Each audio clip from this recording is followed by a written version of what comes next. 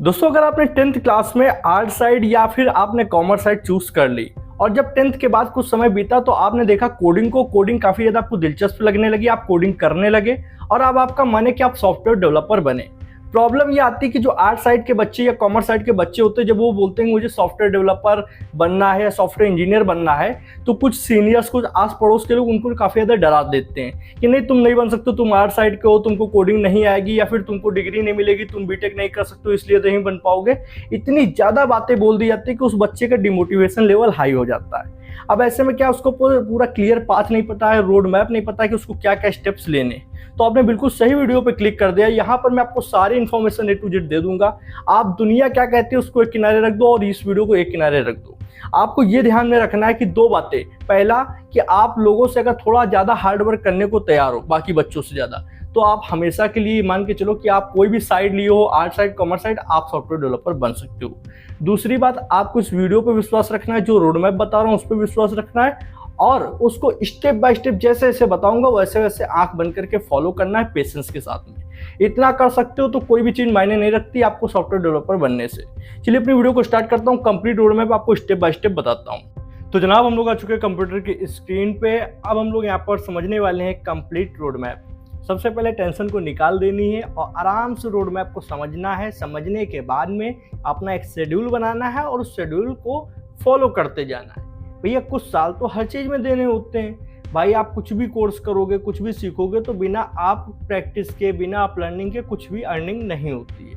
वैसे ही आपको ये रोड मैप है, यहाँ पर भी जो चीज़ें बताऊंगा वो समय लेगा, महीने नहीं आपके साल लेगा, बट आपका जो सपना है वो आपको पूरा करा कर देगा, जो कि है सॉफ्टवेयर डेवलपर बनना। ठीक है, आते हेडिंग भी डाल रखी, how arts and commerce student become software developer. अब भैया अभी आप हो सकते हो किसी आर्ट साइड से, हाँ या ना, या मैडम कोई हो सकती है कॉमर्स साइड से, या कोई सर भी हो सकते हैं कॉमर्स साइड से। ओके, अब आपका सपना है सर यहाँ पे सॉफ्टवेयर डेवलपर बनना, जो कि अपने आप में ही बहुत लोगों का सपना होता है।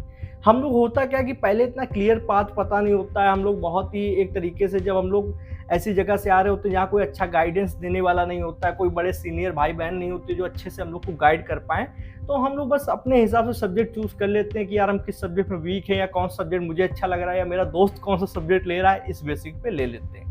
अब आपने ले लिया होगा आर्ट साइड या कॉमर्स साइड, अब ले तो लिया, कोडिंग देखा तो कोडिंग अच्छी लगने लगी, मैथ नहीं समझ में आती थी पर कोडिंग समझ में आती है। बहुत लोगों के साथ होता था, मुझे भी होता था, पर ठीक है यार, अब मैथ समझ में आती है, पहले नहीं आती थी। बट आप ये देखो कि पहले तो ये क्लियर कर लो कि सही में ऐसा तो नहीं है कि बस मुझे थोड़ी दिन के लिए कोडिंग में इंटरेस्ट आया, कोई दो चार हमने इंस्टाग्राम की रील स्क्रॉल करते हुए देख लिया और अपने आप में लगने लगा वाओ कोडिंग कितनी अच्छी है, कोडिंग में कितना पैसा है। अगर आप इस चीज़ को देख कर जा रहे हैं तो प्लीज़ आप अपना टाइम, अपना वक्त, अपना करियर, अपना फ्यूचर सब बर्बाद कर दोगे। अगर आपने रील्स देख के आप इंस्पायर हुए हो तो जनरली मैं बता सकता हूँ कि आप अंधकार में जा रहे हो। अगर आप खुद से कोई ट्यूटोरियल या कोई पॉडकास्ट या कुछ ऐसा आपने देखा हो, आपने खुद कोडिंग को समझा और आपको लगा ये तो वही चीज़ है जिसकी मैं तलाश में था, आप कोडिंग से अपने सपने को पूरा करना चाहते हो, देन आप सही राह पर जा रहे हो, ये मैं गारंटी ले सकता हूँ। क्योंकि मैं अपना एक्सपीरियंस बता रहा हूँ।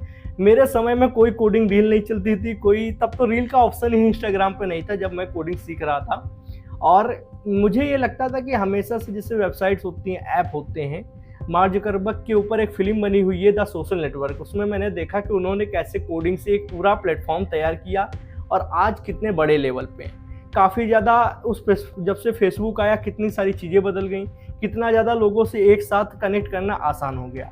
तो यार ऐसे प्लेटफॉर्म कैसे बन जाते हैं, इतना पैसा कैसे ये प्लेटफॉर्म बनाते हैं, ये अपने आप में ही मेरा एक सपना था कि कुछ ऐसा बनाया जाए। फिर मुझे पता चला सबसे पहले HTML के बारे में, कोडिंग का। तो इस तरीके से कोडिंग की एक कहते हैं ना कि हाँ, जब जाना तो लगा ये तो वही चीज़ें जो मेरा सपना था। और धीरे धीरे धीरे ट्यूटोरियल देखना शुरू किया। तब तो इतना होते भी नहीं थे ट्यूटोरियल, इंग्लिश में मिल जाते थे, थोड़े बहुत कुछ क्रिएटर्स बना रहे थे। फिर धीरे धीरे सीखा तो लगा हाँ ये मेरे लिए। और उस दिन से शायद 2017 या 16 के समय से मैंने पढ़ना स्टार्ट किया था और आज 2024 चल रहे हैं। ऐसा कोई भी समय नहीं रहा जब मैंने अपने ऊपर पछतावा किया हो कि यार नहीं, मैंने गलत चीज़ सीखने में टाइम लगा दिया, या फिर मुझे आ नहीं रही है, या फिर मेरे लिए बनी नहीं। ऐसा कभी मुझे नहीं लगता है। हाँ, कभी कभी थोड़ा चैलेंजेस आते हैं, हर किसी की लाइफ में आते हैं, कभी लगता है कि चीज़ हार्ड है, बट आप ये सोचे हार्ड है तभी तो बहुत कम लोग सीख रहे हैं, तो मुझे सीखना है तो है। तो ये मैंने थोड़ा सा यार पहले रफली गाइडेंस इसलिए दे दिया कि ऐसा ना हो कि रोड मैप मैं बता दूं और आप मेरा रोड मैप फॉलो करने लगो और आपका बेस ही कमज़ोर हो, आप किसी और चीज़ को देख कर आए हो, कहीं से पैसा देख लिया हो कि कोडिंग में बहुत है और इस तरीके इंस्पायर हो और एक बबल में आप जी रहे हो, बबल जब फटेगा तो बहुत ज़्यादा ही दिक्कत होती है किसी भी स्टूडेंट को। तो अगर आपको लगता है कि आप किसी बबल में नहीं जी रहे हो, आप ट्रूली किसी चीज़ से लव करते हो, कोई चीज़ आपके लिए बनी है, देन उसके लिए कोई भी रोड मैप मैं आपको यहाँ चाहे बताऊँ चाहे ना बताऊँ, आप पहुँच जाओगे। बट ये रोड मैप से क्या आपका पाथ थोड़ा ईजी बन जाएगा। चलिए स्टार्ट करते हैं। तो भैया हमको सॉफ्टवेयर डेवलपर बनना है, ये कन्फर्म मैंने अपने मन से पूछ लिया है। आप 1 दिन ले लो, 2 दिन ले लो, आप पूरा 1 वीक ले लो या फिर बहुत ज़्यादा लगे एक पूरा मंथ ले लेना, कोई दिक्कत नहीं, पूरी ज़िंदगी का आपका सवाल है। एक पूरा मंथ लेने के बाद में जब आपका मन कह दे हाँ नहीं मुझे करना ही है, चाहे कुछ भी हो जाए, अगर मैं 1 रुपया भी ना कमाऊँ तब भी मेरे लिए कोडिंग बनी है, देन अब आप स्टार्ट कर सकते हैं इस रोड मैप के पॉइंट 1 से। सबसे पहले आपको चेक करना है कि आपको बेसिक कंप्यूटर नॉलेज है या नहीं। बेसिक कंप्यूटर नॉलेज जैसे अगर हर आज के समय में मुझे लगता है सबको थोड़ी बहुत कंप्यूटर नॉलेज होती है, पर फिर मैं कुछ लोगों को देखता हूँ कि गूगल ड्राइव में फाइल अपलोड करके लिंक शेयर करना भी बहुत से लोगों को नहीं आता है। तो अगर आप किस कैटेगरी में आते हैं, एक होता है कि मुझे बिल्कुल नहीं आता है, एक है थोड़ा बहुत आता है, एक होता है कि ऑफिशियली कोई चीज़ नहीं आती कि क्या है, अगर कोई प्रोटोकॉल पूछा जाए या कोई चीज़ पूछी जाए तो नहीं बता पाएंगे, पर ऐसे मोबाइल में ट्रिक्स एंड टिप्स उनसे करवा लो, बहुत तगड़े लेवल पे करेंगे। तो पहले ये देखो कि जैसे बेसिक क्या होता है, आपका हार्डवेयर सिस्टम कैसे काम करते हैं, ठीक है, और उसके साथ में सॉफ्टवेयर सिस्टम क्या होते हैं, सॉफ्टवेयर क्या होते हैं, इनके बारे में नॉलेज है या नहीं। बेसिक नेटवर्क क्या होते हैं, आपने अगर बचपन में कंप्यूटर क्लासेस ली हो, लैन लोकल एरिया नेटवर्क और वाइड एरिया नेटवर्क, इस तरीके की चीज़ें होती हैं, वाईफाई कैसे काम कर रहा है, नेटवर्क कैसे आते हैं, इस थोड़ा बहुत भैया इससे क्या मैं सॉफ्टवेयर डेवलपर बन जाऊँ, नहीं, इससे ये कंफर्म होगा कि हाँ थोड़ी बहुत बेसिक नॉलेज है या नहीं।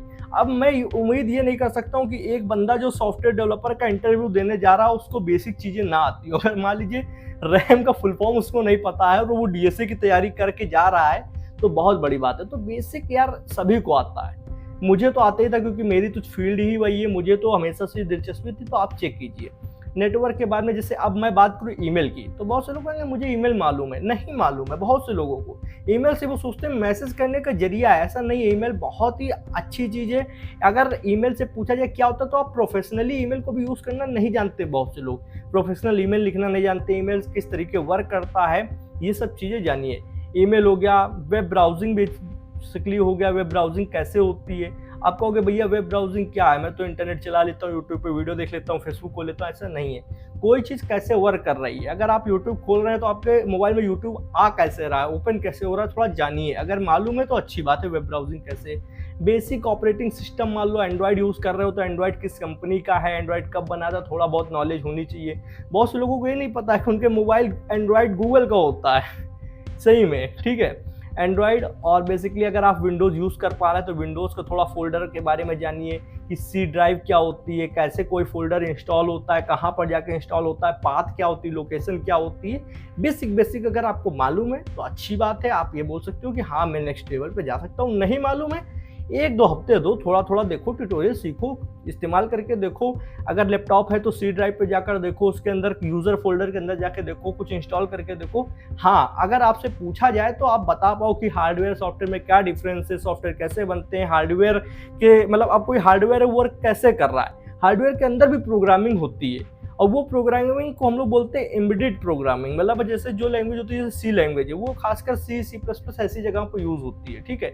नेटवर्किंग के बारे में थोड़ा जान लो, थोड़ा इन सब चीज़ों के बारे में नॉलेज होनी चाहिए।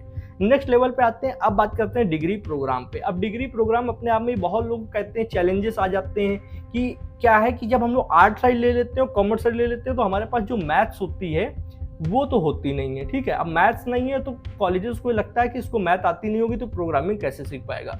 बट ऐसा नहीं है। अब मैं कैसे लोगों को बताऊं, मैंने वो बच्चे देखे जिनको मैथ्स नहीं आती पर वो अच्छी प्रोग्रामिंग कर लेते हैं, क्योंकि प्रोग्रामिंग की बहुत सी फील्ड में आपकी मैथ्स सिर्फ क्लास 1 से लेकर 8 तक की 8वीं तक की यूज़ होती है। अगर आप वेब डेवलपमेंट कर रहे हैं, बहुत हार्ड लेवल पर नहीं, एक मतलब मीडियम एडवांस लेवल तक बोलें तो वेब डेवलपमेंट में आपकी 1 से 8 क्लास तक की मैथ यूज़ होती है। थोड़ा अगर आप 10 तक चले जाओगे तो फिर आपका आराम से हो जाएगा। बट अगर आप वहीं पे डेटा साइंस के लिए जाते हो, ठीक है, डेटा साइंस हो गया, आपका AI ML हो गया, तो इसके अंदर हाई लेवल की मैथ होती है। तो अगर आगे चल के इसमें हमारा इंटरेस्ट आएगा तो उसके लिए हम लोग सीखेंगे। मैंने भी यही किया था बेसिकली। कभी मैं आपको अपनी पर्सनल स्टोरी सुनाऊंगा। एक समय पे मैं आपको हिंट देता हूँ, मुझे मैथ नहीं अच्छी लगती थी, बट जब मैंने प्रोग्रामिंग सीखी, अब वेब डेवलपमेंट सीख रहा था, उतनी मैथ तो मुझे आती थी, पर जैसे इन फील्ड्स में अगर दिलचस्पी आ रही है तो इसमें जो जो मान लीजिए लीनियर अलजेब्रा है या कोई भी प्रोबेबिलिटी है, कुछ भी है, नहीं आती है, सबके वन शॉट अवेलेबल है, सबके बड़ी बड़ी वीडियोस अवेलेबल है, देखेंगे सीखेंगे क्या समय। ऐसा तो नहीं कि एक बार कोई चीज़ मैंने 10th में नहीं पढ़ा तो दोबारा पढ़ नहीं सकते, सीखा जा सकता है। तो कॉलेजेस को ये चीज़ नहीं भाती है, इसलिए उन्होंने ये रोक लगा रखी है। मेरे हिसाब से मैंने जितना अभी तक जाना कि बीटेक तो वो नहीं करने देंगे, ठीक है। बीटेक आपके लिए नहीं बना है। अब बीटेक नहीं कर सकते हैं तो क्या क्या किया जा सकता है, तो उसके बाद आपका नेक्स्ट प्रोग्राम आता है BCA, bachelors of computer application, जो कि बहुत से यूनिवर्सिटीज़ कॉलेज कराते हैं। किनको? आर्ट साइड, कॉमर्स साइड, सबको। और कोई कोई कहता है कि नहीं मैं सिर्फ साइंस साइड वालों के लिए अवेलेबल कराऊंगा। तो मैंने देखा है कि पर 60-70% यूनिवर्सिटीज़ अलाउ कर देती हैं कि अगर आप आर्ट साइड वाले बच्चे हो या कॉमर्स साइड वाले बच्चे हो फिर भी आप बीसीए कर सकते हो। तो बीसीए आप समझो बीटेक का छोटा भाई है, ये 3 साल का होता है, बीटेक आपका 4 साल का होता है, ठीक है। और बीसीए में भी लगभग आपका वेब डेवलपमेंट सिखाया जाता है, बेसिक प्रोग्रामिंग, सी लैंग्वेज वगैरह सिखाई जाती है, और कंप्यूटर के काफ़ी फंडामेंटल सिखाए जाते हैं। तो बीसीए अपने आप में ही अंडर ग्रेजुएशन डिग्री है, आप आराम से ग्रेजुएट हो जाएंगे, डिग्री मिल जाएगी और काफ़ी अच्छी फील्ड है। अब अगर आपने बीसीए कर लिया, आप देखिए ग्रेजुएशन डिग्री लेवल हो गया, ठीक है। अब मास्टर लेवल पे आप कुछ भी कर सकते हो। बीसीए के बाद आप यहाँ पे एमटेक कर सकते हो, ठीक है, एमसीए कर सकते हो, एमबीए कर सकते हो, जो आपको करना है। आई थिंक आप एमसीए कर लो, बीसीए प्लस एमसीए मेरे हिसाब से सबसे ज़्यादा अच्छी चीज़ है।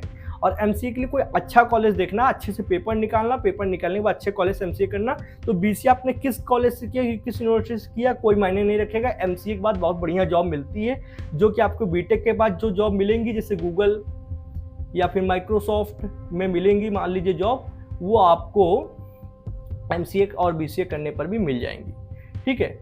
और उसके बाद हमारे पास ऑप्शन आता है, 2 ऑप्शन हो गए यहाँ पर। तीसरा ऑप्शन मान लीजिए बीसीए भी कहीं से नहीं मिल पा रहा, आपको ऑप्शन नहीं हो पा रहा है, तो फिर आता है हमारी समझ से बीएससी इन कंप्यूटर साइंस, ठीक है, बीएससी इन सीएस। ये भी आपका क्या कहते हैं, art side, commerce side, biology, कहीं से भी आपने कुछ भी ले रखा हो, ठीक है। अगर आप मान लीजिए बायोलॉजी वाले स्टूडेंट्स हैं तब भी आप कर सकते हो। तो बीएससी इन कंप्यूटर साइंस में क्या कि लोगों को ये है कि हाँ इसने कंप्यूटर के फंडामेंटल सीख रखे हैं, तो आपको एक नेक्स्ट ऑप्शन ये भी मिल जाता है। अब बात करोगे कि भैया इन पे अगर मान लीजिए मैं बीसीए करता हूँ या बीएससी करता हूँ, तो बहुत लोग आपको बताते होंगे कि एक अच्छी जॉब नहीं मिलती है, 15,000 रुपये से 10-15,000 से स्टार्टिंग होती है, 20-25 तक मिलेगी, उससे ज़्यादा लंबा बड़ा पैकेज नहीं लगेगा। देखो बात सही है कि बीसीए और बीएससी पे इतना बड़ा पैकेज डायरेक्टली नहीं लगता जब तक आप एमसीए मतलब मास्टर डिग्री नहीं करते हो।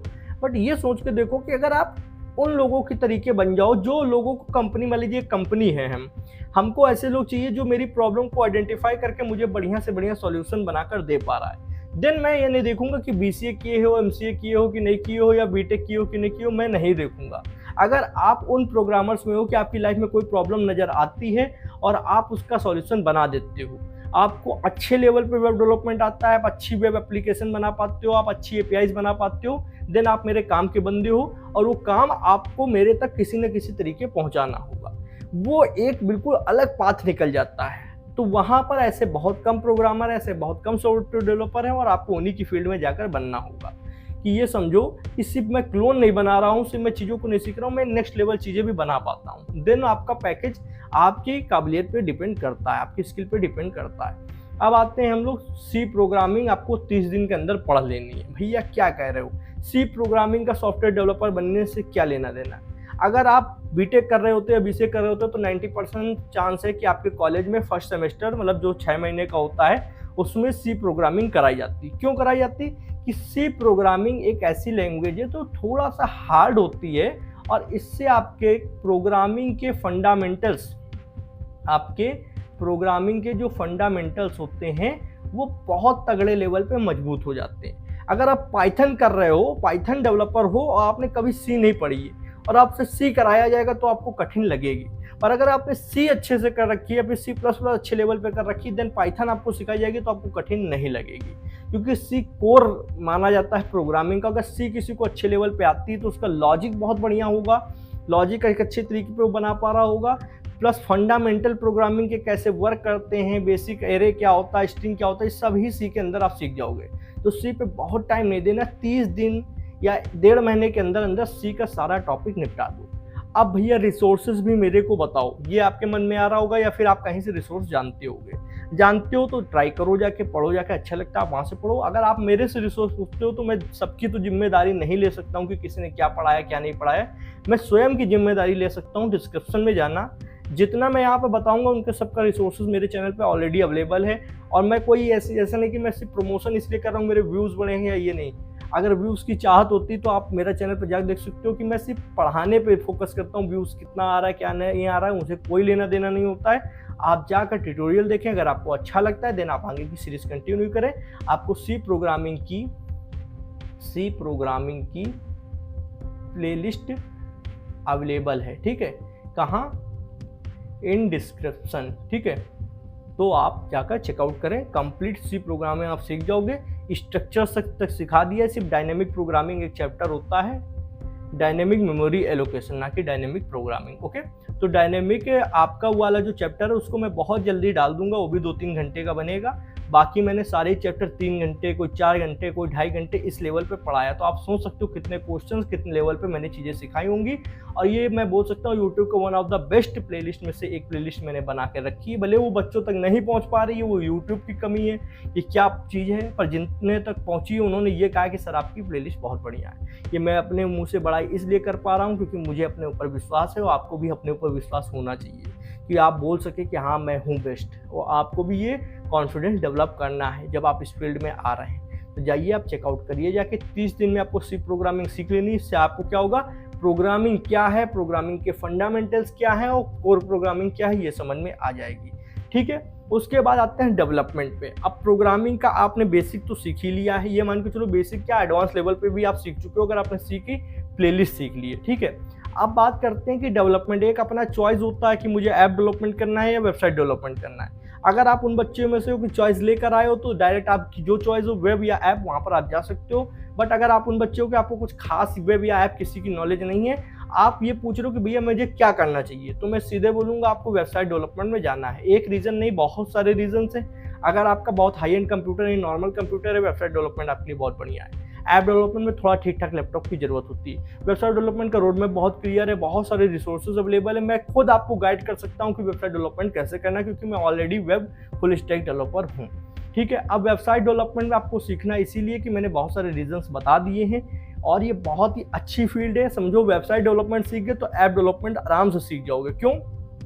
कोर ऐप डेवलपमेंट अलग चीज होती है, पर वेब ऐप्स के जरिए आप मोबाइल के ऐप्स बना सकते हो रिएक्ट नेटिव जैसी फ्रेमवर्क का यूज करते हुए, ठीक है। तो वेबसाइट डेवलपमेंट आज के समय में ऐप डेवलपमेंट के बराबर ही है। मतलब बराबर क्या, आप ये समझो कि जो उसको वेब डेवलपमेंट आता है वो ऐप डेवलपमेंट में उसको कन्वर्ट कर देता है। वेब ऐप्स बनाकर रिएक्ट नेटिव से ऐप बन जाती हैं। तो वेबसाइट डेवलपमेंट में आजकल बहुत कुछ है। आप इसमें AI/ML इंटीग्रेट कर सकते हो। जो फील्ड आप ब्लॉकचेन इंटीग्रेट करना चाहो वो कर दो। मतलब सब चीज़ें आप वेबसाइट डेवलपमेंट से अचीव कर सकते हो और काफ़ी फास्टली इन चीज़ों को सीख सकते हो, ठीक है।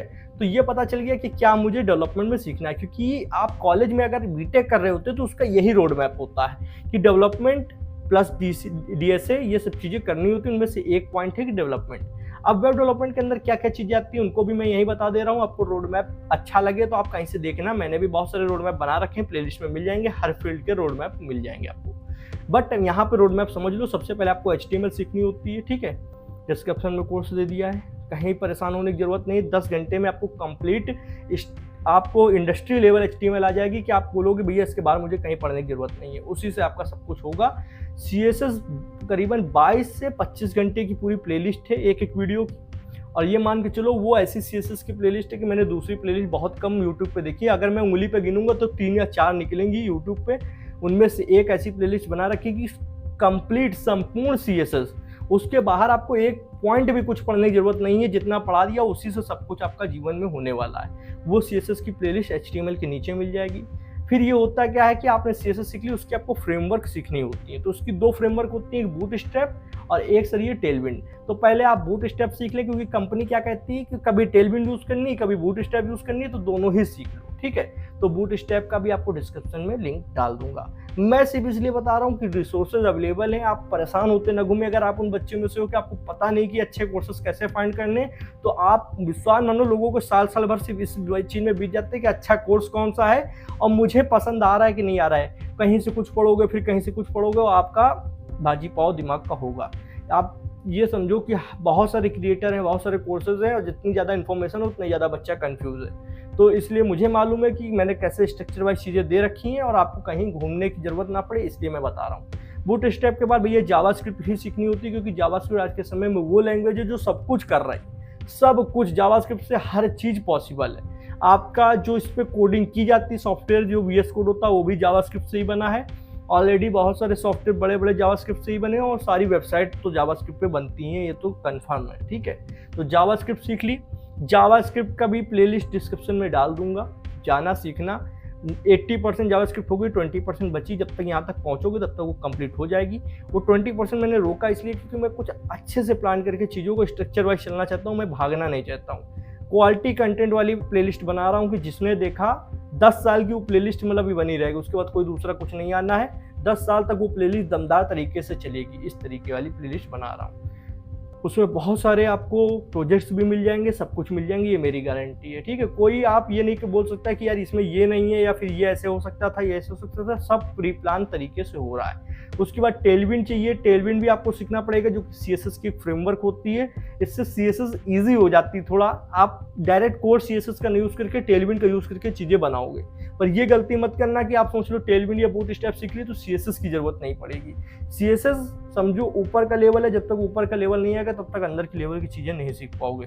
तो CSS मेन फंडामेंटल है, उसी से सारी चीज़ें बन के आगे चलती हैं। टेलविंड का कोर्स जावास्क्रिप्ट तक पहुंचने से पहले टेलविंड आ चुका होगा, वो भी बहुत जल्दी हम लोग दे देंगे। अभी फिलहाल अवेलेबल नहीं है, पर आ जाएगा, ठीक है।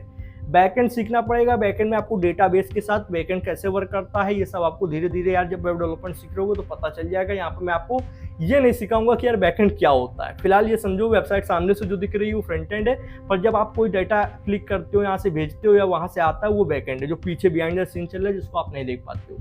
और डेटाबेस हुआ है जो जहाँ पे सारा डेटा एकत्र होता है, जहाँ से डेटा आता है, जहाँ पर एक जगह डेटा सेव होता है जाकर सर्वर के अंदर। तो वो डेटाबेस में आपको दो तरीके का है, MySQL डेटाबेस, MySQL डेटाबेस, और आपको MongoDB। दो तरीके के डेटाबेस सीखने पड़ेंगे। दोनों ही मैं सिखाऊंगा, परेशान होने की ज़रूरत नहीं है। इसका भी कोर्स आएगा, बट अभी फ़िलहाल अवेलेबल नहीं है, ठीक है। आ जाएगा, जब तक यहाँ तक पहुँचोगे जब तक आ जाएगा। उसके बाद React.js आपकी लाइब्रेरी होती है, जो फ्रंट एंड की लाइब्रेरी है। इसको इसलिए सीखना होता है कि फ्रंट एंड आप कंपनी आजकल क्या है React.js में बनवा रही है। HTML CSS जावास्क्रिप्ट सीखने के बाद React.js पे आपको स्विच करना होगा। ये क्या है कि आपके काम को ईजी बनाती है, आपको फास्ट इन्वायरमेंट देती है, ज़्यादा सारा कोड लिखने की जरूरत नहीं, कम कोड पे ज़्यादा चीज़ें करने की आपको मिल जाएगी। तो इसका भी कोर्स आ जाएगा, चिंता मत करो। हाँ, Git and GitHub version controlling नाम की एक चीज़ होती है। जब आप एक वर्जन बना रहे हो तो उसका बैकअप आपके पास होना चाहिए, खुदा ना खास्ता डिलीट हो जाए या कोई गड़बड़ी वर्जन के अंदर आती तो पिछले वर्जन में आप जा पाओ। तो इसके लिए गिट एंड गिटअप सीखना होता है। गिट एक सॉफ्टवेयर है, गिटअप एक वेबसाइट है। इसका कंप्लीट आपको वर्जन कंट्रोलिंग का कोर्स भी डिस्क्रिप्शन में मिल जाएगा। 3 घंटे का कोर्स है, one of the best course मैंने बनाया हुआ है। रात के 3 बजे वो भी बनाता है, ठीक है। तो ये अवेलेबल है, डिस्क्रिप्शन में डाल दूंगा, ठीक है। जावास्क्रिप्ट के नीचे ये गिट एंड गिटअप का कोर्स मिल जाएगा। नेक्स्ट आते हैं, नेक्स्ट सर क्या है हमारे पास में, स्टेप 6 पे प्रोजेक्ट्स। अब प्रोजेक्ट्स पे बहुत ध्यान देना सर, कि एक तो है जब आपने HTML CSS सीखी तो आपको क्लोन बनाने शुरू कर देने। क्लोन बनाने का मतलब क्या है, बहुत से लोग क्लोन को क्रिटिसाइज करते हैं, पर हर चीज़ का एक एरा होता है, एक समय होता है कि इस समय पे ये करना है, इस समय पे ये करना है। अब क्लोन का मतलब समझो, जब आपने HTML CSS सीखा तो आपको Amazon वेबसाइट हो गई, Spotify हो गई या Netflix हो गई, जितनी भी वेबसाइट दिख रही है वो सबका क्लोन बना डालो। इससे क्या होगा, आपको फ्रंट एंड मजबूत होगा कि कैसे आपकी डिव जो होती है HTML में कैसे वर्क करती है, कैसे आपका CSS की प्रॉपर्टीज़ है, डिस्प्ले फ्लक्स कैसे वर्क कर रही है, अलग अलग तरीके से पैडिंग, मार्जिन, जितने फंडामेंटल्स होते हैं CSS और HTML के सब क्लियर हो जाएंगे और आप बहुत ही अच्छे लेवल का क्लोन बना पा रहे होंगे। तो जितनी वेबसाइट का क्लोन बना सकते हो उतनी वेबसाइट का बनाओ, ठीक है। मैं भी बनवाऊंगा, चिंता मत करो, बहुत जल्दी आएंगे। उसके बाद जब जावास्क्रिप्ट पढ़ो तो जावास्क्रिप्ट को अब आपको इंटीग्रेट करके प्रोजेक्ट बनाने हैं। जैसे क्विज ऐप हो गया, टू डू लिस्ट ऐप हो गई, इसको भी और इन्हेंस करके बनाओ, कुछ अपना दिमाग लगा के बनाओ। वर्ड काउंटर हो गया, और दुनिया भर के बतेरे प्रोजेक्ट्स आपको इंटरनेट पर मिल जाएंगे।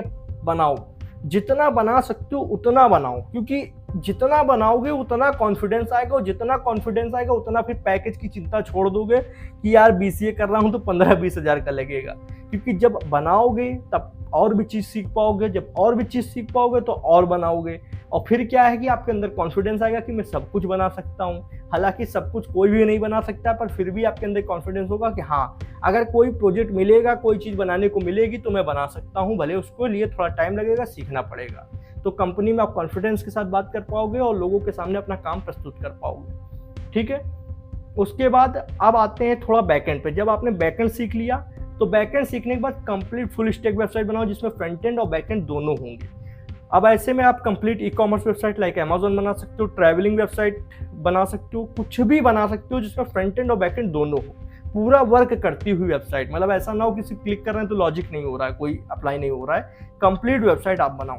उसके बाद जब ये सब बना लोगे, आपको लगता है कि अब मैं सब कुछ ऐसे देख के बना सकता हूँ या कोई प्रोजेक्ट मुझे बताया गया मैं बना सकता हूँ, तो अब आते हैं यूनिक आइडिया पे। ये क्या है? ये सर आपके रिज्यूमे के लिए। ऊपर का कोई भी प्रोजेक्ट रिज्यूमे में मत डालना आज के समय में, नहीं तो आप भीड़ चाल की लाइन में खड़े हो जाओगे। डालना है तो यूनिक आइडिया का प्रोजेक्ट दिन लगा दो, महीने लगा दो, आसपास सब सोचो कि क्या प्रोजेक्ट मैं बना सकता हूँ जो रियल लाइफ प्रॉब्लम को सॉल्व करे। ये देखो कि कौन सी चीज़ प्रॉब्लम आ रही है। अगर कोई वीडियो एडिटर यूज़ कर रहे हो सही से वर्क नहीं कर रहा है तो कुछ अपना वीडियो एडिटर छोटा मोटा बनाओ, बहुत फंक्शनैलिटी नहीं डालो पर कुछ इंपॉर्टेंट फंक्शनैलिटी डालो जो आपकी भी हेल्प करे औरों की भी हेल्प कर सके। या कोई भी आइडिया आस पड़ोस में किसी की हेल्प करने के लिए, कोई दुकानदार के लिए, कोई मॉल के लिए, कोई स्कूल के लिए, कोई अपने ही फैमिली बिजनेस के लिए, कोई भी ऐसा आइडिया जैसे कोई आपको प्रॉब्लम समझ में आती है कि इस प्रॉब्लम पे कुछ बन सकता है तो बनाओ, और भी फुल स्टैक बनाओ, सिर्फ फ्रंट एंड नहीं, पूरा कंप्लीट की वर्क करता हुआ। और 100 नहीं बनाने हैं, 1000 नहीं बनाने हैं, सिर्फ 3 बनाने हैं। 3 बनाने का आप कितनी भी बनाओ, 3 बनाने ऐसे कि जो टॉप के हों, आप बोल सको कि ये मैंने बनाए हैं, ये यूनिक आइडिया है, ये मैंने इसमें अपनी अप्रोच रखी है, ये कोड यूज़ किया है, ये लाइब्रेरी फ्रेमवर्क यूज़ करके कंप्लीट प्रोजेक्ट बनाया है। और उन 3 प्रोजेक्ट्स को, 3 यूनिक आइडिया वाले प्रोजेक्ट को आपको रिज्यूमे में डालना है। ये वो चाबी है जो आपको बूस्टअप दे देगी। आपका जैसे ही इंटरव्यूअर देखेगा कहेगा wow, just looking like a wow, इस तरीके बोलेगा कि यार एक तो आइडिया यूनिक है, अप्रोच अच्छी है, अगर कोड भी अच्छे से लिखा होगा, वर्क अच्छी तरीके कर रहा होगा, और कहीं आपने उसको प्रोडक्शन पे डाल दिया, कुछ लोग यूज़ कर पा रहे होंगे, भले ही 10 लोग 20 लोग यूज़ कर रहे होंगे आपके प्रोजेक्ट को, देन वो समझ जाएगा आप वो बंदे हो जिसकी मुझे ज़रूरत है। तो हो सके थोड़ा पैसा खर्च हो जाए, हो जाने दो, उसको प्रोडक्शन पे डालना, थोड़ा पैसा जाएगा सर्वर के लिए, लोगों तक अवेलेबल कराना, कुछ लोग यूज़ करेंगे आपके प्रोजेक्ट को तो और ज़्यादा उसको महत्वाकांक्षा मिलेगी। आते हैं नेक्स्ट पॉइंट पे।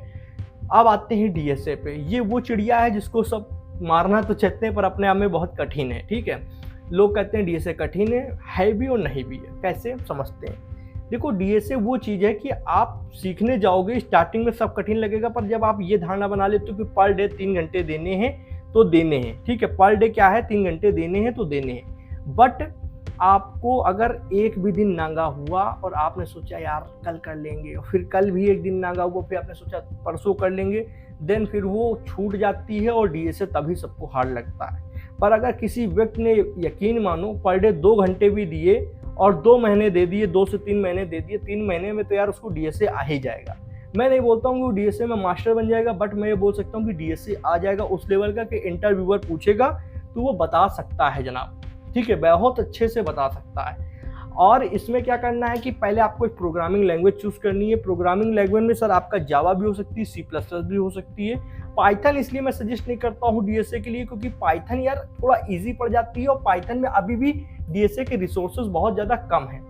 एक्चुअल में होता क्या है कि पाइथन वाले स्टूडेंट्स को हम डीएसए इसीलिए सजेस्ट नहीं करेंगे कि मान लीजिए इंटरव्यूअर देखेगा कि आपने पाइथन में डीएसए कर रखा है। डीएसए किसी भी लैंग्वेज में किया जा सकता है। सबसे पहले मैं ये आपको क्लियर कर दूं, आप कोई भी लैंग्वेज XYZ सिलेक्ट कर सकते हैं। जावास्क्रिप्ट में भी डीएसए होता है और भी बहुत सारी लैंग्वेज में डीएसए होता है, परंतु नहीं करना चाहिए क्योंकि डीएसए एक्चुअल में बना C++ जैसी लैंग्वेज, क्योंकि ये बहुत फास्ट है। C++ भी ये बहुत फास्ट लैंग्वेज है और जावा भी बहुत फास्ट लैंग्वेज होती है। इसीलिए मैं सजेस्ट करता हूँ इन दोनों में से किसी एक लैंग्वेज को सिलेक्ट करो। ठीक है, डिबेट को यहीं ख़त्म करते हैं। मन हो तो पाइथन में कर सकते हो, पर यहाँ पे रिसोर्सेज बहुत बढ़िया अवेलेबल हैं, पर आपको करना इन्हीं में से, चाहे पाइथन कर लेना, पर मेरे हिसाब से C++ या जावा में शुरू अगर आप करते हो, सिलेक्ट करते हो, तो आपको आगे चल के लगेगा कि भैया बात सही बोल रहे थे। ये डीएसए के टॉपिक होते हैं, जैसे एरे आप पढ़ोगे, लिंक लिस्ट पढ़ोगे, सॉर्टिंग तो अपने आप में एक एल्गोरिथम समझो, स्टैक, ट्री और ग्रीडी, बैक ट्रैकिंग, स्ट्रिंग भी, हाँ ठीक है, सर्चिंग ये सब एल्गोरिथम भी होते हैं और आपका डेटा स्ट्रक्चर्स भी होते हैं। मैं डीएसए को एक्सप्लेन काफ़ी करना चाहता हूँ कि क्या होता है, पर यार वीडियो अपने आप में ये लंबी बनेगी, वो मैं नहीं चाहता हूँ, ठीक है। तो डीएसए पढ़ो, डीएसए में कम से कम 3 महीने लगेंगे, मैं बोलता हूँ 5 महीने दे देना, समय ज़्यादा लगेगा पर फंडामेंटल कोर सब मजबूत करके जाना, आपको कहीं से कमजोरी ना महसूस हो किसी भी टॉपिक में। पढ़ो, अच्छे से पढ़ो, ज़्यादा से ज़्यादा क्वेश्चंस को सॉल्व करो, ज़्यादा से ज़्यादा डीप जाओ और जितना कर सकते हो मेहनत डाल सकते हो डालो यार, क्योंकि आज के समय में इतना कंपटीशन, इतनी चीज़ें आ चुकी हैं, इतना हर दूसरा बंदा कहीं कोई कुछ कर रहा है, कहीं कोई कुछ कर रहा है, तो आपको भी कुछ यूनिक, कुछ अच्छा करना होगा, कुछ मेहनत पुट इन करनी होगी, तो करिए, ठीक है। अब आते हैं नेक्स्ट पॉइंट पे, 7 नंबर पे। भैया ये एप्टीट्यूड, एक समय था जब हम लोग कहते हैं कि नहीं डीएसए और डेवलपमेंट सीख लिया तो आपका हो जाएगा, अब नहीं होगा। अब आपको एप्टीट्यूड सीख के जाना होगा। टीसीएस हो गई, इन्फोसिस हो गई, ये कंपनी तो पूछ ही रही है, बड़ी बड़ी कंपनी माइक्रोसॉफ्ट या अमेजोन जैसी कंपनी भी एप्टीट्यूड का राउंड रख देती है, क्योंकि बच्चे इतने ज़्यादा है कि छांटना होता है भाई, सबको नहीं ले जा सकते हैं, तो उनको लगता है कि जो सबसे उत्तम क्वालिटी की चीज़ों ऊपर की जो मलाई होती है वो उनको ले जाना चाहते हैं, तो आपको एप्टीट्यूड भी सीखना होगा। सब कुछ एप्टीट्यूड में नहीं सीखना है, इसमें आपको क्वांटिटेटिव एप्टीट्यूड, क्वांटिटेटिव और आपका लॉजिकल, ठीक है, लॉजिकल रीजनिंग आपको सीखनी है। वर्बल रीजनिंग जो कि ग्रामर वगैरह मिस्टेक फाइंड करने की, पैसेज वगैरह की होती है, ये सीखनी है। प्रोग्रामिंग स्किल्स में भी आपका एप्टीट्यूड वो बनाते हैं, ऑब्जेक्टिव वाइज कैसे बनाते हैं, क्या क्या टॉपिक्स होते हैं मैं आपको बता देता हूँ। प्रोग्रामिंग में जैसे कोई प्रोग्रामिंग लैंग्वेज उसका एमसीक्यू बनाएंगे, ठीक है, या फाइंड द एरर बनाएंगे इस तरीके से, या फिर उपसेक अपने आप में ही बहुत अच्छा टॉपिक होता है, उसमें बहुत सारे टॉपिक्स आते हैं, मेन 4 पिलर होते हैं, उन 4 पिलर्स में से क्वेश्चन बनाए जाते हैं। इनकैप्सुलेशन, इनहेरिटेंस, एब्स्ट्रैक्शन, इस तरीके के टॉपिक को पूछेंगे कि इनहेरिटेंस क्या है, एग्जांपल देकर समझाओ तो आपको बताना होगा, ठीक है। तो उप्स काफ़ी ज़्यादा पूछा जाता है, उसको पढ़ के जाना। कंप्यूटर नेटवर्क टॉपिक होता है, पढ़ के जाना। ऑपरेटिंग सिस्टम और खासकर डीबीएमएस, ये टॉपिक को पढ़ कर जाना। ये ऐसे टॉपिक है कि अगर 2-2, 3-3 दिन दोगे तो सब कुछ रिवीजन हो जाएगा, थ्योरिकल टॉपिक होते हैं, ठीक है। तो एप्टीट्यूड की भी तैयारी कर लेनी है, आप पीछे नहीं रहना है, ठीक है। उसके बाद जैसे डीएसए प्रोग्रामिंग लैंग्वेज कही, उसका क्वेश्चन सॉल्व करने का डेली बांधो, कितने क्वेश्चन तो करने ही करने हैं, वो आपके डिपेंड के ऊपर करता है, 5, 10, 20, 25 कितने पर डे कर सकते हो, करो। जितना करोगे उतना ही कॉन्फिडेंस बढ़ेगा, उतने ही चांसेस है कि आप इंटरव्यू में जब कोई भी क्वेश्चन पूछेगा तो फोड़ दोगे। नहीं करोगे तो आपके मन में भी संशय रहेगा कि यार कुछ ऐसा ना पूछ दे मुझे आता ना हो। और अगर आपने ऑलरेडी 1000 क्वेश्चन, मान के चलो 1000 क्वेश्चन कर लिए, ठीक है, आपके ऊपर डिपेंड करता है आप कितने कर सकते हो, तो आपको ये लगता है कि हाँ यार आता है सब। आखिरी में बाद में यही हो जाता है कि हर क्वेश्चन एक दूसरे से मिलकर बनते हैं, एक टॉपिक का दूसरा टॉपिक, या फिर एक में जो चीज़ पूछी वो दूसरे में भी कहीं ना कहीं इंट्रोड्यूस होती है। तो ये मान के चलो जितना का सॉल्व कर लोगे उतनी प्रोबेबिलिटी आपकी हाई होती जाएगी कि आपका इंटरव्यू बहुत तगड़े तरीके से जाने वाला है। तो पर डे क्वेश्चन बांध लो, इतने सॉल्व करने हैं, बिना सॉल्व करे मैं सोऊंगा नहीं। सोने से पहले भले ही कुछ भी खाओ, कुछ भी पियो, पर वो क्वेश्चन सॉल्व करके पढ़ो। नागा नहीं करना है कि एक दिन छोड़ो एक दिन, एक दिन छोड़ो एक दिन, या 2 दिन छोड़ दिया, आज पार्टी, आज बर्थडे भैया का, आज ये करना है, आज उसके साथ जाना है, नहीं। जो कमिटमेंट दे दी सो करनी है तो करनी है, ठीक है। इस फील्ड में अपनी बात का जवान का धनी होना पड़ता है। अगर स्वयं से झूठ बोल लो, स्वयं की बात का ही कोई भरोसा नहीं, तो फिर तो आप पे कोई भरोसा कर ही नहीं सकता है। और कोई पैसे से लेकर कि अच्छा प्लेसमेंट दे दे, वो तो आप पे कोई ले ही नहीं सकता, फिर शर्त लगाई नहीं जा सकती आपके ऊपर, ठीक है। तो आपको खुद से पहले आपको अपने आप में कंफर्म रहना कि मैं वो बंदा हूँ कि अगर जबान दी है तो अपना तो पूरा करूँगा ही। अब एक इंपॉर्टेंट टॉपिक आता है लर्न इन पब्लिक। अब लाख आपको चीज़ें आती हों, लाख आप महारथी हो, लाख आपने 1000 प्रोजेक्ट बना रखे हो, यूनिक आइडिया वाले प्रोजेक्ट बना रखे हो, लोगों को कैसे पता चलेगा? क्योंकि आप बीसीए कर रहे हो या बीएससी कर रहे हो तो आप डायरेक्ट तो कंपनी आने वाली है नहीं कॉलेज में, गूगल, माइक्रोसॉफ्ट, अमेजन तो नहीं मिलेगा ऐसे डायरेक्ट। आपको लोगों के सामने, लोगों को नज़र में आना होगा। और आज के समय में नज़र आने के लिए सोशल मीडिया बहुत बढ़िया है जगह, पर सब सोशल मीडिया में जाओगे तो फंस के रह जाओगे। आपको 2 जगह जाना है। नंबर 1 पे प्रायोरिटी रखनी है लिंक्डइन की, और नंबर 2 पर रखनी ट्विटर पे। अब ट्विटर और लिंक्डइन पे ये ध्यान रखो, जो सीखो वो डालना है, पर कैसे डालना है? ऐसा नहीं कि आपने कोई प्रोग्रामिंग लूप सीखा तो लूप डाल दिया, क्या लूप सीख लिया, आज फंक्शन सीख लिया, ऐसा नहीं। क्या एक्चुअल अप्रोच होती है लूप के अंदर, किन बातों का की पॉइंट बना के लिखो कि ध्यान रखना चाहिए, या क्या आज मैं बना रहा हूँ, क्या प्रोजेक्ट बना रहा हूँ, उस प्रोजेक्ट का क्या रियल लाइफ यूज हो सकता है। कुछ ऐसा लिखो कि लोग देखें तो पढ़ें, अगर लोगों के सामने आए तो उसको देखें, ऐसा ना करें कि आपकी चीज़ को इग्नोर कर दें, क्योंकि सभी लर्निंग पब्लिक अब करने लगे। तो इतनी गुस्सा आने लगती कभी कभी लिंक्डइन खोलने पे, क्या सब कूड़े मकूड़े जैसे पोस्ट भरी पड़ी हैं, वो कुछ सीख रहा है, वो कोई से सर्टिफिकेट पा गया डाल रहा है, ऐसा नहीं चाहिए। कुछ डालो तो लगे कि हाँ आपका पढ़ा जाए, लोगों को ये दिलचस्पी रहे कि अगर इसने डाला होगा तो कुछ अच्छा लिखा होगा, मेरे काम का होगा। अब भाई आपने लूप सीख लिया, आपने फंक्शन सीख लिया, मुझे क्या, मैं क्यों देखूं। पर अगर आप लूप और फंक्शन जो सीखा उसमें कुछ की पॉइंट कुछ ऐसा लिख दोगे जो मेरे भी काम आ सकता है, मेरा भी रिवीजन हो सकता है, देन मैं जरूर आपका पढ़ूंगा। तो भरना नहीं है, कुछ अच्छा कंटेंट अपनी लर्निंग के हिसाब से पोस्ट करना है। कोई प्रोजेक्ट बना रहे हो तो पहले प्रोजेक्ट का आप पूरा एक साइड मैप तैयार करो, कुछ बताओ कि क्यों मैं ये प्रोजेक्ट क्यों बना रहा हूँ, क्या अप्रोच रहा है, कि किन टेक्नोलॉजीज का यूज करूंगा, क्या चैलेंजेस आए, उन चैलेंजेस को कैसे टैकल किया। ये चीजें आपको लिंक्डइन पे पोस्ट करनी है, क्योंकि आजकल एचआर जितने इंटरव्यू लेते हैं या जो भी और लोग हैं कंपनी से रिलेटेड, वो लिंक्डइन पे ही यूज करते हैं। लिंक्डइन को ज्यादा आज के समय में फोकस मिलता है। तो अगर आप ऐसा कर रहे हो, उनके तक आपकी कहीं चीजें पहुंच जाती हैं, तो वहां से भी बहुत लोगों को मैंने हायर होते हुए देखा है, डायरेक्ट हायर होते हुए। एक तो है कि आप लिंक्डइन में खुद जॉब्स के लिए अप्लाई करोगे, खुद सारी चीजें करोगे, पर एक है कि आपको डायरेक्ट हायरिंग मिल जाती है। दूसरा रेफरल। रेफरल क्या होता है भैया, आपके कुछ सीनियर्स बड़ी कंपनी में चले गए होंगे, कुछ की प्लेसमेंट लग गई है, ठीक है, ऐसे करते करते जिनको आप नहीं भी जानते हो, मतलब कोई सीनियर नहीं आप नहीं भी जानते हो, पर लिंक्डइन के तो उनको फॉलो कर रहे हो, कभी उनकी आपने कभी आपकी मैं कुछ हेल्प करना चाहता हूँ, कुछ आपके साथ वर्क करना चाहता हूँ, तो पहले चीज़ें मांगो नहीं, कुछ देने की कोशिश करो। जब देने की कोशिश करोगे तो आप उसकी नज़र में आओगे कि ये बंदा काम का है, देन कभी भी अगर अपॉर्चुनिटी निकलेगी तो आपको रेफरल जरूर मिलेगा। और हमेशा ध्यान रखना, बहुत लोगों को ये रहता है, मैंने देखा है कि वो उन्हीं लोग को फॉलो करते हैं जो गूगल में काम करेंगे, जो माइक्रोसॉफ्ट में होंगे। ऐसा नहीं है। अगर कोई बंदा 7 lakh per annum, 5 lakh per annum का भी कमा रहा है और एक कंपनी में लगा है, उससे भी रेफरल मांग लो। क्यों मांग लो? अगर वो 7 कमा रहा है तो 5 में आपकी लगवा देगा या 7 में लगवा देगा, जाओगे। जब एक जगह चले जाओगे तो वहां पर आ गया एक्सपीरियंस आने के बाद में आपको खुद पता होगा कि नेक्स्ट इससे ऊपर की अमाउंट वाली कंपनी, इससे ऊपर वाली अमाउंट वाली जॉब कैसे फोड़नी है, नेक्स्ट जंप कैसे मारनी है। और जंप मारते मारते आप एक समय पे गूगल तक पहुंच सकते हो, माइक्रोसॉफ्ट तक पहुंच सकते हो, पर डायरेक्ट पहुंचना बहुत कठिन है।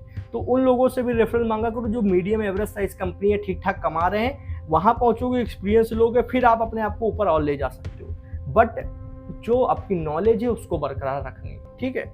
तो रेफरल और लर्निंग पब्लिक को आई थिंक आप समझ गए होंगे। अब आते हैं नेक्स्ट पॉइंट पे। नेक्स्ट पॉइंट है हमारा यहाँ पर ऑफ कैंपस अप्लाई।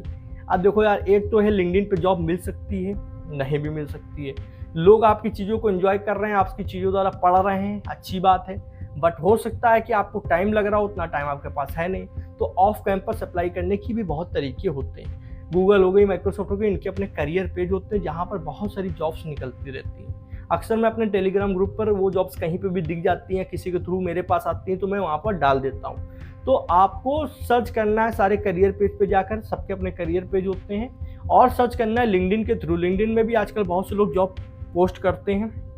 जब जॉब्स के सेक्शन पे जाओगे तो आप जो जो प्रोफाइल में अपने कीवर्ड डाल रखे होगे, जैसी प्रोफाइल बना रखे होगे, वैसे आप क्या कर सकते हो, वहाँ पर ऑटोमेटिक आपके जॉब्स आएंगे सजेशंस में। अब इसके लिए 2 चीज़ें होती हैं। एक तो आपकी लिंक्डइन प्रोफाइल बहुत ज़्यादा हार्ड होनी चाहिए, मतलब आप ये बोल सकते हो मेरी लिंक्डइन प्रोफाइल में कोई कमी नहीं है, मैं बहुत बढ़िया प्रोफाइल बनाकर बैठा हूँ मेरे काम के अकॉर्डिंग। दूसरी चीज़, आपको ऑफ कैंपस कैसे अप्लाई किया जाता है ये पता हो, ठीक। तो अगर लिंक्डइन की प्रोफाइल बहुत बढ़िया नहीं बनी है, आपको पता नहीं कि क्या क्या सेटिंग्स करनी होती, क्या क्या थिंकिंग रख के बनानी पड़ती है, क्या साइकोलॉजी के साथ खेलना पड़ता है, तो लिंक्डइन का भी कोर्स बना रखा है। आप कहोगे भैया कोर्स सेल कर रहे हो क्या यार, 1 रुपए का भी कोई सेलिंग वाला कोर्स नहीं, यूट्यूब पे है, जितनी देर मन हो देखो, नहीं समझ में आया छोड़ के चले जाओ, कोई जबरदस्ती नहीं, पर आपके काम की चीज़ें इसलिए बता रहा हूँ। तो लिंक्डइन के कोर्स की भी लिंक डाल दूंगा, ठीक है। ऑफ कैंपस कैसे अप्लाई करते हैं, आज ही एक बच्चे को मैंने वो वीडियो भेजी थी, उसने मेरे पास कमेंट किया था मेरे इंस्टाग्राम पे, उसको बहुत बेहतरीन लगी। तो उसको पता चल गया कि क्या क्या वेज होते हैं, क्या क्या तरीके हो सकते हैं ऑफ कैंपस अप्लाई करने के। सारे तरीके उसमें बता रखे हैं, जितने मुझे मालूम थे, जितने रिसर्च द्वारा मुझे पता चले। तो ये है कि आपको पता रहेगा कि क्या क्या तरीके हैं। अब समय तो समय ही लगता है, ऐसा नहीं कि आज मैं कुछ सीख गया कल मुझे जॉब मिल जाएगी, समय लगेगा पर आप कर सकते हो, ठीक है। नेक्स्ट पॉइंट पे आता हूँ, ऑफ कैंपस अप्लाई। अब ऑफ कैंपस अप्लाई के लिए यार ध्यान रखो, यहाँ पर ये वाली हेडिंग जो है, इसमें रिज्यूमे को कर लो, ठीक है। मैं यहाँ पे रिज्यूमे लिखना चाहता हूँ, RESUME रिज्यूमे। देखो रिज्यूमे जब भी बनाओ तो ध्यान रखो कि हर रिज्यूमे हर कंपनी में फिट नहीं होता है। आपने मन स्टैक सीख रखा है तो कोई हो सकता है रिएक्ट जेएस डेवलपर मांग रहा हो, तो रिएक्ट जेएस मन स्टैक में क्या नहीं आता है, आता है। आपको मन स्टैक क्या आपको बताऊं, एक तरीके की पूरी स्टैक होती है टेक्नोलॉजीज की। तो मर्न में आर का मतलब होता है रिएक्ट। तो अगर कोई रिएक्ट जेएस डेवलपर मांग रहा है तो आपके रिज्यूमे में फर्स्ट लाइन होनी चाहिए, I am a react JS developer, या फिर रिएक्ट जेएस में ये मुझे आता है, ये प्रोजेक्ट बना रखे। तो हर कंपनी के जब जाओ तो उससे थोड़ा मॉडिफाई कर दो, उसके अकॉर्डिंग की मांग क्या रहा है। भैया सीखा तो सभी है, और उसके अकॉर्डिंग थोड़ा बना दोगे तो वो जल्दी निकल जाएगा। दूसरा है कि पूरा पैराग्राफ ऐसे भर नहीं देना होता है, पॉइंट टू पॉइंट चीज़ें लिखी कि अगर कोई रिज्यूमे पकड़े तो ऐसा ना लगे कि यार क्या ले लिया, मैं किताब नहीं पढ़ना चाहता हूँ, फेंक देगा उठा के। पॉइंट टू पॉइंट लिखा होगा, क्लियर लिखा होगा कि ये चीज़ ये है, इतने इतने टाइम्स ये है, तो वो तुरंत पढ़ेगा और तुरंत समझ जाएगा क्या बंदे की क्वालिटीज़ हैं, क्या चीज़ें हैं, ठीक है। तीसरा पॉइंट तो इतना इंपॉर्टेंट है, मैं क्या ही कहूँ इसके लिए, कि प्रोजेक्ट्स को कभी गिटहब पे डाल के लिंक मत डाला करो रिज्यूमे में, तुरंत रिजेक्ट कर दिए जाओगे। इसलिए कि आज के समय में किसी के पास इतना टाइम नहीं कि वो आपके कोड को चेक करेगा जाके। मतलब आपने मुझे एक रिज्यूमे भेजा, उसमें आपने कुछ दिया, मैंने लिंक पे क्लिक किया तो गिटहब की प्रोफाइल खुल रही है, रिपोजिटरी खुल रही है, मैं क्या आपके कोड को अपने सिस्टम में डाल के चेक करूंगा? नहीं ना। इतना किसी के पास टाइम, भाई 5 से 6 सेकंड में मिल जाए रिज्यूमे को, बहुत बड़ी बात होती है। और ऐसे में अगर आप प्रोजेक्ट दिखाना चाहते हो तो कोड में नहीं, उसको बाकायदा प्रोडक्शन पे डालकर उसको बाकायदा लाइव करके उसकी लिंक डालो कि लिंक पे क्लिक किया है तो पूरा प्रोजेक्ट चलता हो, प्रोजेक्ट आना चाहिए, मैं देख सकूं, मैं यूज कर सकूं। और अगर सोचो मैं एक ऐसी चीज मन में सोच रहा हूँ कि यार ये मैं अपनी कंपनी में ऐसा कुछ बनवाऊंगा, ऐसा कुछ करूंगा, और वैसे ही कुछ प्रोजेक्ट मैंने क्लिक करा, वाओ ये प्रोजेक्ट तो मेरे मन का है, ये बच्चे ने बनाया है, ये तो वर्क भी कर रहा है, फुल स्टैक बना है, मैं कुछ आगे बात ही नहीं करूंगा, डायरेक्ट आपका सिलेक्शन का प्रोसेस बढ़ाऊंगा आगे। तो लाइव करके प्रोजेक्ट की लिंक डाला करूँ। इमेजेस मत डालो रिज्यूमे में, इमेजेस अब मत डालो, क्योंकि अब कोई ह्यूमन नहीं लेके बैठता है सारे रिज्यूमे, मशीन द्वारा फिल्टर होते हैं। फिल्टर होते समय जितनी इमेजेस वाली होती हैं 90% हटा दी जाती है। टेक्सचुअल कंटेंट रीड करता है, उसके अकॉर्डिंग रिज्यूमे जाते हैं, तो अब इमेज डालना खतरा होता है, पास हो भी सकता है, नहीं हो सकता, इसलिए चांस नहीं ले सकते। कीवर्ड पुट करो। अगर किसी ने कहा रिएक्ट जेएस डेवलपर, तो वहाँ मन स्टैक डेवलपर ना लिखो, भले ही आपने रिएक्ट सीख रखी, मन के अंदर रिएक्ट आती है, वहाँ रिएक्ट जेएस डेवलपर लिखो। पाइथन डेवलपर अगर किसी ने लिखा है तो पाइथन आती है तो पाइथन लिखो ऊपर, पाइथन डेवलपर, उसके अकॉर्डिंग लिखोगे तो कीवर्ड तुरंत कैच में आएगा, तुरंत क्या करेगा वो आपको फिल्टर कर देगा। इसलिए है, तो ये चीज़ हमेशा ध्यान रख के चलो। ये 5 पॉइंट बहुत बढ़िया है। ये मैंने रिज्यूमे का भी एक अपना बनवाया था कि रिज्यूमे कैसे बनाते हैं, उसमें सारे मैंने बताए थे। अगर वो कहोगे तो डाल दूंगा डिस्क्रिप्शन में, नहीं मैं डाल दूंगा, मानो देख लेना है, वो आपके ऊपर है। मैं कोई अब कितने ही कोर्स बताऊँ, मैंने सब कुछ तो डाल रखा है आप लोगों के लिए, देखना ना देखना आपके ऊपर है। सब कुछ बता चुका हूँ, पूरा रोड मैप हो चुका है। 4 पॉइंट इंपॉर्टेंट हैं, इनको जीवन में बैठा लेना, सिर्फ अभी के लिए नहीं, लग जाना किसी जॉब में तब भी। Don't stop learning. जीवन में अगर आप कोडिंग लाइन में आ गए हो तो कभी लर्निंग आपको स्टॉप नहीं करनी होती। कुछ ना कुछ मार्केट में नया आया होता है, कुछ ना कुछ सीखने के लिए होता है। कोई एआई आ रहा है, कोई लाइब्रेरी आ रही है, कोई फ्रेमवर्क आ रहा है, कोई लैंग्वेज में कुछ आया है, सब पढ़ते जाना होता है। भले ही 20 मिनट 30 मिनट डाल के देखो कि है क्या, काम का है कि नहीं है, पता हो, कोई पूछ दे तो कोई बता सको कि हाँ यार वो चीज़ है, यूजफुल है, ये देखा जा सकता है, या फिर इससे अच्छा ये है, मानने से अच्छा ये स्टैक हो सकता है, या फिर ये हो सकता है। कंसल्ट हो तो बात तो बता सको, ऐसा नहीं भैया हमका तो ना ही पता रहे ये क्या है, ये तो नहीं हो सकता है ना, तो ये चीज़ होनी चाहिए। Practice daily questions. एक बार डीएसए सीख लिया तो डीएसए भूल भी सकते हो, ये अपने आप में एक अद्भुत चीज़ है। अगर आप प्रैक्टिस नहीं करते तो क्वेश्चंस की डेली प्रैक्टिस करो, जितना करोगे उतने। लीड कोड नाम का अभी मैंने दिखाया था, वहाँ लीड कोड एक जगह होती है, वेबसाइट होती है, आपके नंबरिंग बढ़ते जाते हैं। बहुत अच्छा लगता है कि इतने क्वेश्चन मैंने सॉल्व करके रखे हैं। तो आप अपने में आप में ही जब आपके जूनियर्स होंगे तो शान से बता पाओगे बेटा मैंने इतने सॉल्व किए थे, मुझे ये आता है, तो बहुत अच्छी चीज़ है। ज्वाइन कम्युनिटी, जितना हो सके। फेसबुक पे आजकल कम्युनिटीज़ होती हैं, लिंक्डइन पे कम्युनिटीज़ होती है, कोडिंग की ज्वाइन करो, हैकाथॉन्स को ज्वाइन करो। मिलने के लिए भी कभी कभी होता है कि आपका फिजिकली जाना पड़ता है, वहाँ पर ग्रुप्स होते हैं, बैठक होती है, कोई आए होते हैं, शख्स आए होते हैं, ऐसी जगह जाओ, नेटवर्क बढ़ता है, लोगों के नज़र में आते हो तो आपको वहाँ से भी रेफरेंस मिलते हैं। तो कम्युनिटीज़ को ज्वाइन करो, थोड़ा बहुत खर्च करने की बात है तो किया करो, जाया करो, उससे बहुत फ़ायदे होते हैं। नेवर गिव अप, ये तो जीवन के लिए है, आप कोडिंग लाइन में हो ना हो तब भी आपको ध्यान रखना है। पर आपके लिए इसलिए मैंने लिखा है कि सर आप खुद सोच के देखिए, आपने कुछ सीखा, और आपने अप्लाई किया, आपको वो अप्लाई करने पे मिला नहीं, आपको जॉब नहीं मिली, आपने कहा यार भैया ने रोड मैप बताया तो सब सीख लिया, सब आता भी, फिर भी कुछ नहीं मिला, क्या कर सकते हैं। तो एक बार नहीं मिला, 2 बार नहीं मिला, बहुत से लोगों ने 50-50 कंपनी में इंटरव्यू दिए, रिजेक्ट कर दिए गए। और फिर उसके बाद क्या हुआ, लाइन से 5-5 कंपनीज के ऑफर आए, गूगल के, माइक्रोसॉफ्ट के, अमेजन के, लाइन से ऑफर आए, वो भी थोड़े नहीं, लाखों में आए, मतलब 20 लाख, 25 लाख, 50 लाख तक के पैकेज के आए हैं। और पहले बहुत सारे फेल हुए हैं, बहुत सारे इंटरव्यू रिजेक्ट किए गए। तो कभी भी कब किस्मत चमकेगी, कब आपको वो चीज़ हो जाए, कोई भरोसा नहीं होता, इसलिए गिव अप नहीं करना है। अगर नॉलेज है, ये पहले देखो कि क्यों इंटरव्यू रिजेक्ट हुआ, क्यों मैं फेल हुआ, क्या मेरी नॉलेज में कमी थी। अगर आपको लगता है नॉलेज में कमी नहीं थी, फिर चेक करो क्या मैं एक्सप्रेस कर पाया, सामने वाले ने अगर कुछ पूछा, मैं हड़बड़ाया तो नहीं, मैंने सही से बताया है। अगर मैंने बताया भी सही से, नॉलेज में भी कमी नहीं थी, देन फिर ये हुआ है कि कुछ वो नहीं समझ पाया, या फिर कुछ तो फिर मेरा लक नहीं था। देन वहाँ पर अगर पहले 2 पॉइंट क्लियर हैं तो अप्लाई करते जाओ, इंटरव्यू से फीडबैक लेते जाओ, उसको सुधार करते जाओ और गिव अप मत करो। फिर एक समय ऐसा आएगा कि इसी वीडियो पे आकर कहोगे थैंक यू भैया, आपने जो बताया था सब कुछ फॉलो किया, आज अच्छी जगह पे हूँ, अच्छे पैकेज के साथ में हूँ और आज बढ़िया से जॉब कर रहा हूँ। ये ज़िंदगी का ही फार्मूला है, पर्सनल एक्सपीरियंस के साथ शेयर कर रहा हूँ।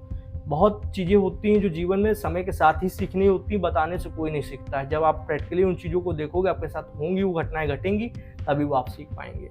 आपका ये पूरा रोड मैप कंप्लीट हो चुका है। ये रोड मैप कंप्लीट होने के साथ साथ इसकी कंप्लीट पीडीएफ भी डिस्क्रिप्शन में डाल दी है, पीडीएफ डाउनलोड कर सकते हो, ये सारे आपके नोट्स आपके पास आएंगे। ओके, और आज है 19 जुलाई, जिस दिन ये वीडियो शूट हो रही, रात के 2 बज रहे हैं। आज मेरा बर्थडे भी है, आपको बता दूं। तो अगर आप विश करना चाहें तो आप बर्थडे विश कर सकते हैं डिस्क्रिप्शन में, सॉरी कमेंट में, डिस्क्रिप्शन में कहाँ आप बर्थडे विश करेंगे, ठीक है। और अगर आप मेरे लिए कुछ करना चाहते हैं तो सिर्फ इतना कि मैं जो कंटेंट आपको दे रहा हूँ आप उसको देखें और लोगों तक पहुँचाने में मेरी हेल्प करें, क्योंकि मेरा सिर्फ काम इतना हो सकता है कि मैं बनाकर डिलीवर कर दूँ। अब यूट्यूब का काम है कि वो लोगों तक पहुँचाए और लोगों का काम है कि वो और लोगों तक पहुँचाए। जो आप कर सकते हो, यूट्यूब कर सकते हो, वो मेरे हाथ में होता नहीं है। जितना तक हो सकता है उतना मैं कर सकता हूँ, क्वालिटी पे ध्यान दे सकता हूँ, चीज़ें प्रोवाइड करने पे, रिसोर्सेज पे ध्यान दे सकता हूँ, पर उसके बाद आप लोग ही सब कुछ हो, ठीक है। इसी के साथ अपनी वीडियो को विराम लो। वीडियो पसंद आए तो एक लाइक कर दो, जिससे मुझे भी थोड़ी मोटिवेशन मिलेगी। चैनल पर नया तो चैनल सब्सक्राइब कर लो, बेल आइकन को प्रेस कर लो, जिससे आने वाले interesting coding videos and question notification आप लोग को मिलती रहेगी। जनाब आज की वीडियो में इतना ही था। थैंक्स फॉर फ्रेंड्स, जय हिंद, जय भारत।